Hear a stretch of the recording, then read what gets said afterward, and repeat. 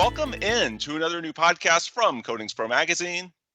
As always, I'm your host, Ben Dubose, news editor for the AMPP Publications team. In one of our recent episodes, which you can find in our podcast archives wherever it is that you're listening, we introduced Rebecca Emanuelson as our new editor of CoatingsPro. Today, we're going to be introducing our new media sales specialist, Marian Welsh. With a print circulation of more than 28,000 readers and an online presence, CoatingsPro is a bi-monthly publication for the contractor, by the contractor, covering both industrial and commercial projects and technologies across concrete, steel, and roof substrates. To help spread the good word, we're thrilled to have Marian on board as our new media sales specialist. Marian, good afternoon. How are you? Hi, Ben. Good to be with you. Yeah, glad to introduce you to our audience a bit more because I'm sure a lot of people listening are probably going to interact with you in the fairly immediate future if they have not already. So before we go into things about CoatingsPro and your role, I want to let you use this as a forum to sort of introduce yourself to our audience. For anyone who doesn't know Marian Welsh, what's your story, what's your biography, and what are some of your career highlights before taking on this role with CoatingsPro and AMP this summer? Sure, yeah. I started my career in the coatings industry over 30 years ago. And like many who start in our industry, I had given very little thought to the vital role that coatings play and impact on our infrastructure and all of that good stuff. But quickly, I started to learn the importance of the industry. And I started my career at Technology Publishing, and they're the publishers of the Journal of Protective Coatings and Linings. So JPCL was the official publication for SSPC members until the merge of NACE and SSPC in 2021. And, one of the things I'm proud of is I was introduced to the industry from the ground up. I started at the company working in circulation. I learned about our members, our readers, the role they played in our organization, and how they benefited from the information we were providing, and working all day on. Mm-hmm. So from that point, I moved into a marketing role and then advertising sales, and then ultimately group publisher for multiple publications, and all of them focused on coatings, pretty much. So I'm a big fan of the industry. Yeah, and I think your SSPC background with JPCL is especially useful because, especially in the early going, once the merger was first announced in 2020 and we were going through the steps of bringing these organizations together, there were some people in the industry who feared that it would be more of an acquisition than a merger, because clearly NACE is a larger organization, and there were a lot of people from the SSPC crowd that did not want to be forgotten. They wanted to be a part of this. And of course, AMP has steadfastly maintained throughout the process that this is a merger, that both sides are going to be combined and fairly represented. And in this case, I think bringing someone like yourself that has that sort of SSPC background, while we're certainly into year 2 of the merger, and I think a lot of people in the industry aren't really thinking in terms of NACE and SSPC anymore, it's now AMP. At the same time, for anyone that might have a little bit of lingering doubts, I do think it's potentially useful to them to see someone that knows the way things were when it was the SSPC world, right? And that's something that I think you have the experience with over the past few decades. Absolutely. And Ben, I heard the concerns too, leading up to the merger and those discussions. But, being on the other side now, I'm seeing how the organization, the organization, is really being, how do I want to say it, embracing the merger and looking at all aspects of it to make it one organization for all, both the folks from the SSPC side and the legacy NACE members. So this is a big step. I mean, it doesn't happen overnight. And I think folks need to be a little bit patient as things kind of settle out, with the merger. But overall, it's a good thing, in my opinion. Puts everything under the same roof, common goals, it just makes sense, Obviously, you know this world pretty well over your years with JPCL and the experience you have just as far as the protective coatings industry. What was it about Coatings Pro and AMP that made this the right time for you to take on this role? Why was, well, June 2022 was when you started, right? In June? The end of June. I've been That's, about a month in the role, actively in the yeah. role. So Yeah. why was this the right time? What was special about this opportunity to you beyond just the obvious fact that, hey, you do know a lot about the coatings industry? But it's kind of an interesting story. After the SSPC NACE merger was announced, and that was in 2020, Hmm. I actually had to do some soul searching myself, learning that, JPCL was no longer going to be a member benefit, forced me to look into somewhat of a, 180-degree career change for that Hmm. reason. Keep in mind, it was also smack dab in the middle of, COVID, the pandemic. And, I did some soul searching. And since I had recently moved from Pittsburgh to Wilmington, North Carolina, Hmm. it was a hard decision, but I decided to resign my position and leave 28 great years that I had with technology publishing behind, and started with a local publisher here that publishes the Greater Wilmington Business Journal.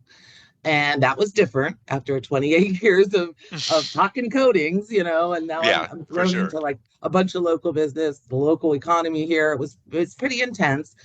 But after about 18 months, I just knew I missed this industry. I missed the people. I missed talking about the technology. I missed working with clients and helping them grow their business and being a integral part of their campaigns. I didn't feel that on the local level here. So, the opportunity to get back in the industry with now the leading organization focused on, the advancement of the technology, good practice, it was kind of a no-brainer for Hmm. me, and I'm grateful to AMP for, giving me the opportunity, and just look forward to what the future Hmm. brings. So what drew you to Wilmington from Pittsburgh? The beach. Oh, That's gotcha. it. Makes sense. I got really sick of the winters. They just, Hmm. as the older you get, the longer the winters get, Yeah. and it turns out you can't. 5 months of your life is a lot year over year. That's a lot of Hmm. a life to lose, when you're kind of Yeah. stuck in. So I've enjoyed it since I've been here. It's changed my life tremendously. Yeah. I can imagine. My vacation over Memorial Day, my wife and I went out to Savannah and Hilton Head, that area, and of course that's a few hours further south. But it's a Beautiful, yeah. beautiful part of the country for sure, and you don't have to deal with the foot of snow overnight that you inevitably have several times in December and January when you're living uh, up in the Steel City. So yeah, Yeah. it's a good change of pace. Um, Speaking of your new office in Wilmington, I use office in air quotes here. Um, how much are you going to be working from home and doing what you can in that capacity, and how much of what you do is going to be sort of traveling around to various events? And I'm sure some of this, there are certain seasons that are busier than others when it comes to the types of in-person industry events that thankfully we're starting to get back to now Yeah. 2 years since COVID. So what's sort of your breakdown in terms of when you're going to be home and then some of the travel that you're going to do for this role? What? Yeah, the way I understand it at this point, I'd probably be looking at about 30% travel. And I Hmm. do want to get out there. It's important. I mean, it's a really important for me to get face to face with folks, see products in person. I'll be attending the trade shows. I'll probably be extending my trips to the trade shows and trying to get some customer visits in there as well. But primarily working here out of Wilmington, as those come along. The Hmm. trade show season is going to be ramping up now. My first trade show that I'll be attending with AMP now will be at the end of September at Hmm. the Western Roofing Conference. Hmm. And then the end of or the beginning of November, the new Coatings Pro Contractor Conference. Looking Hmm. forward to attending that, and whatever else comes up. I'm game. Yep. Sounds good. Um, Diane Gross, who is our sales manager for publications and exhibits and sponsorships, in announcing your hire, she mentioned that, of course, she'll be representing Coatings Pro to advertisers and that you're a high energy sales executive with a solid track record of performance in the B2B, digital and print media sales and services. B2B is business to business for anyone who did not catch that reference. What's your day to day like or going to be like? Because I know it's still a little bit of a transition, but what do you see on a day to day basis your role as in this capacity? Well, it's really reaching out to folks. It's actually servicing existing accounts, making sure that they have a clear picture of what their program, what's coming up in their program, seeing if they need to make any changes. Mm, But the majority of my time is really reaching out to suppliers, to talk about, ways in which they're getting their products and messaging out to the industry, mhm. in the most effective way. There's different budgets for everything, and there's different effectiveness for different types of advertising. At the end of the day, all designed to help them grow their business, whether it be Yep. traditional advertising, digital, educational platforms, in-person events, it runs the gamut. But I will tell you, it's been great to be back. In this month that I've been with AMP, I've had the opportunity to reconnect with many folks that I had built some very strong relationships with over the years. And, just finding out how companies' marketing plans, how they're repositioning post-merger. It's important Mhm. how technology and stuff like that is affecting their marketing decisions. Mhm. What are their successes? What are their challenges? And there have been many, the last couple of years. So there's some good stories to tell there on both sides, Mhm. and just basically strategizing on ways for their company to stay relevant, in this market and ultimately grow their business. One of the things that I assume makes it flow a little more naturally when you have these conversations. Coding Store has always been very direct in its mission statement regarding helping contractors increase their bottom line. That's something that Stephanie Chiswick, our editor in chief, says all the time. And I think that probably makes it a little bit easier for potential advertisers, sponsors to see it as basically working together, Coatings Pro and these companies, because at the end of the day, we want to help them succeed. We want what's good for the industry. So when you talk to them, when you give your sales pitch, if you will, and I suppose it's not even so much you giving your pitch. I mean, step one, as you mentioned, is listening. But then when you are representing Coatings Pro and you're talking to them, what do you say to them as far as the ways that Coatings Pro and these potential advertisers or sponsors can work together?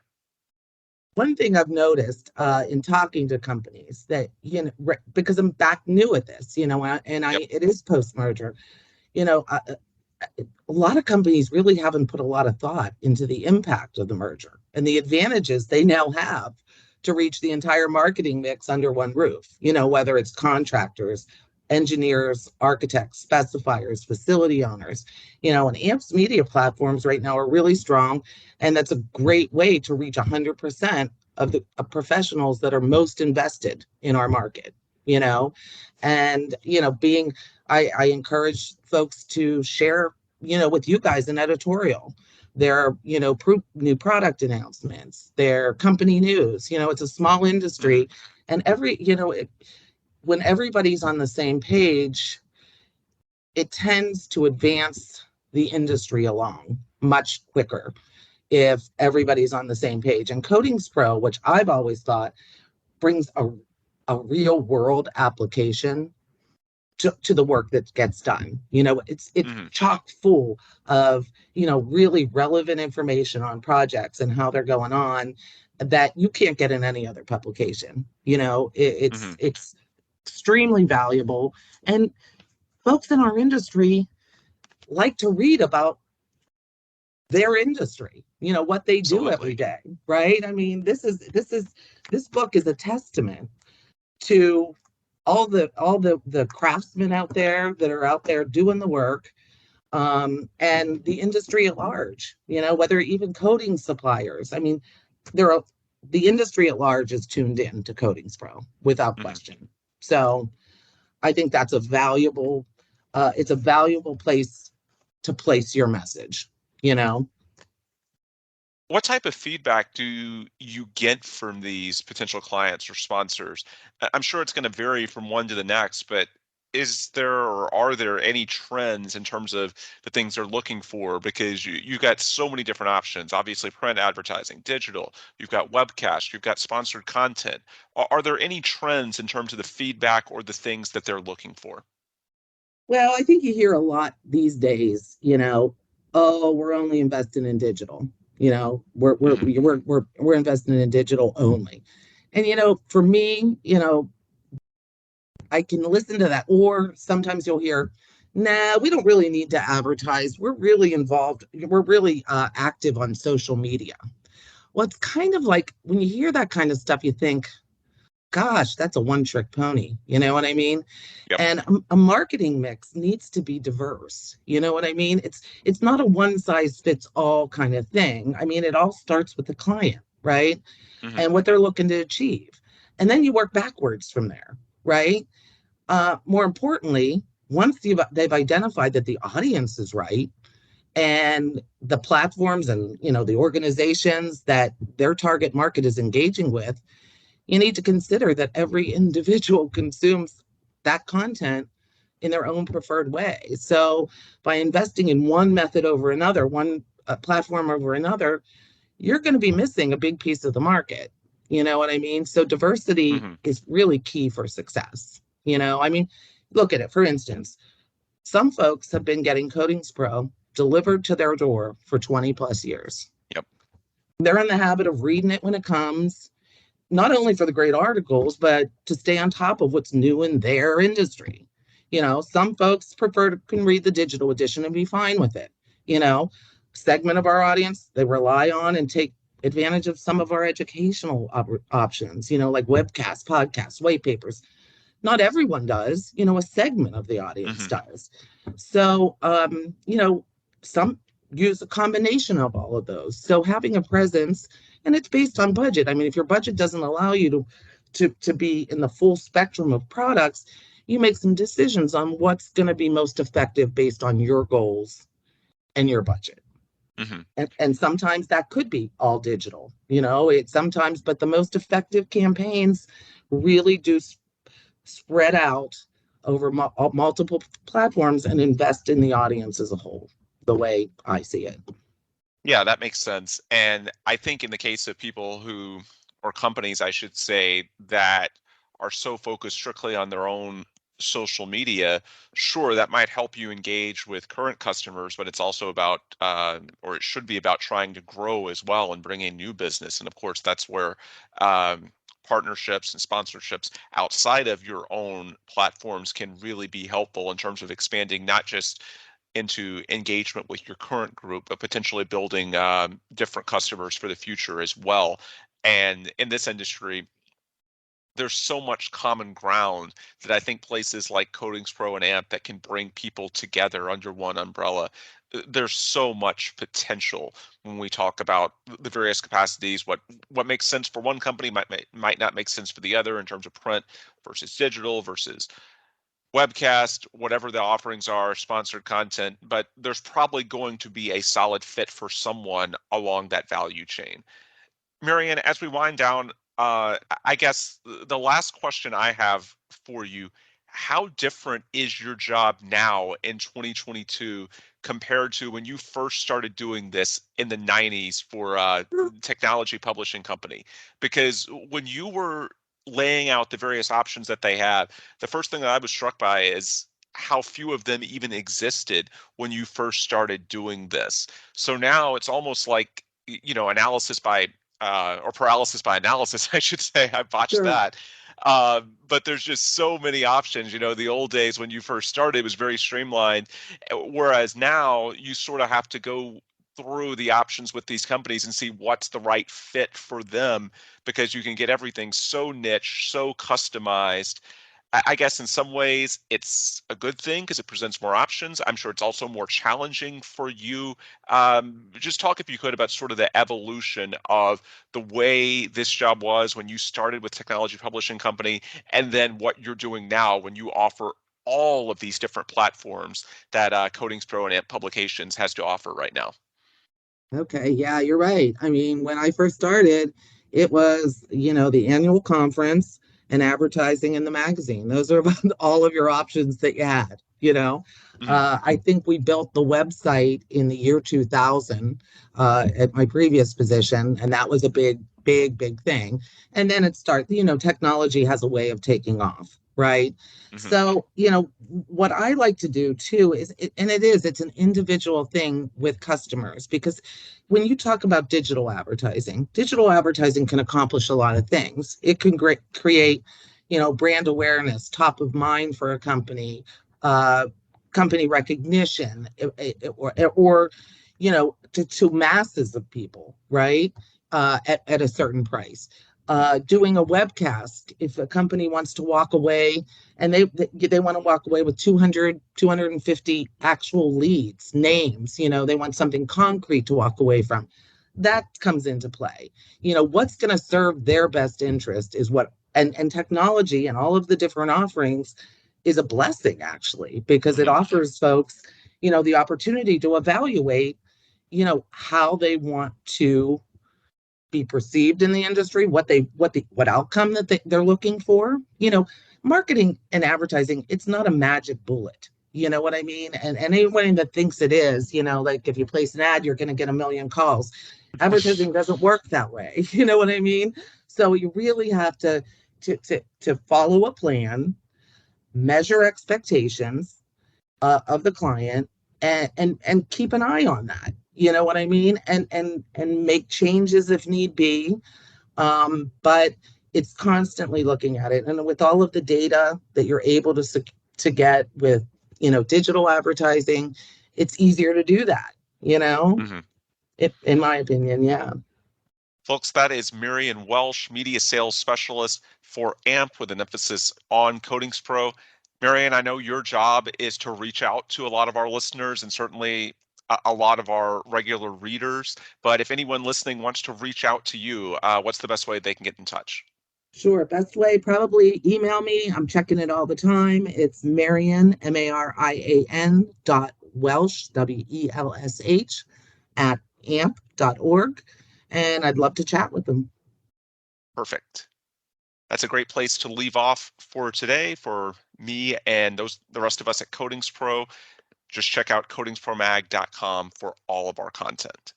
For Marian All right. Walsh, I'm Ben Dubose. Thanks as always for listening, and please come back soon for another new podcast from the Coatings Pro interview series.